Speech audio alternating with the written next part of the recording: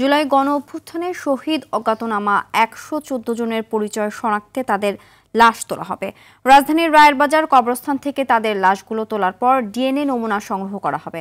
সকাল থেকে রায়েরবাজার কবরস্থানে কাজ শুরু করবে পুলিশের অপরাধ তদন্ত বিভাগ সিআইডি।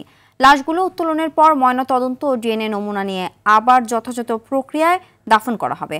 শহীদদের লাশ উত্তোলনের আগে রায়েরবাজার স্মৃতিসৌধ সংলগ্ন কবরস্থানে এ নিয়ে সংবাদ ব্রিফিং করবেন সিআইডির প্রধান মোহাম্মদ সিবগাতুল্লাহ। এছাড়াও সেখানে উপস্থিত আছেন ফরেনসিক বিশেষজ্ঞ লুইস ফনরিব্রাইডার।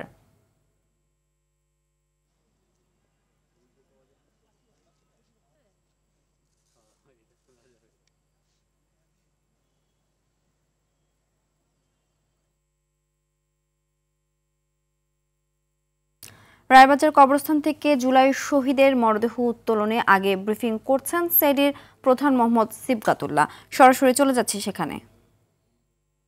অপারেশনকে লিড দেওয়ার মতো অভিজ্ঞতা ওনার আছে। আমরা ওনাকে নিয়ে এসেছি। হিউম্যান রাইটস অফিস আমাদেরকে এই কাজে সহায়তা করছে। আপনারা সবাই দোয়া করবেন যেন আমরা সেই সকল অকুতোভয় বীরদেরকে যেন আমরা শনাক্ত করতে পারি, যারা আনাসের মতো রক্ত দিয়ে কিন্তু এই দেশকে আমাদেরকে স্বৈরাচার মুক্ত করেছিলেন। আমরা সকলের সহযোগিতা চাই, সকলের দোয়া চাই।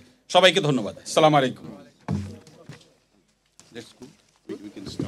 সিনথিয়া শুনছিলেন এখানে সিআইডি প্রধান ব্রিফিং করছিলেন এবং তিনি জানালেন যে আজকে থেকে শুরু হবে এই মরদেহ উত্তোলন এবং এটি ঠিক কয়দিন লাগবে সেটি তারা বলতে পারছেন না। ডিএনএ এখানে তারা সংরক্ষণ করবেন এবং যদি কারো স্বজন হারিয়ে যেয়ে থাকে তারা সিআইডিতে আবেদন করতে পারেন এবং তাদেরকে তাদের স্বজন ফিরিয়ে নেওয়ার জন্য তাহলে তারা তাদের সাথে ক্রস ম্যাচিং করে ডিএনএ পরীক্ষা করে তাদেরকে ফিরিয়ে দিবেন। এবং এখন পর্যন্ত 10 জনের নিখোঁজের আবেদন পেয়েছে সিআইডি সরকারের পক্ষ থেকে। যারা স্বজন হারিয়েছে তারা সরকারের কাছে আবেদন করেছিল, সেই প্রেক্ষিতে এই 10 জনের আবেদন পড়েছে এবং 114 জনের কথা বলা হচ্ছে।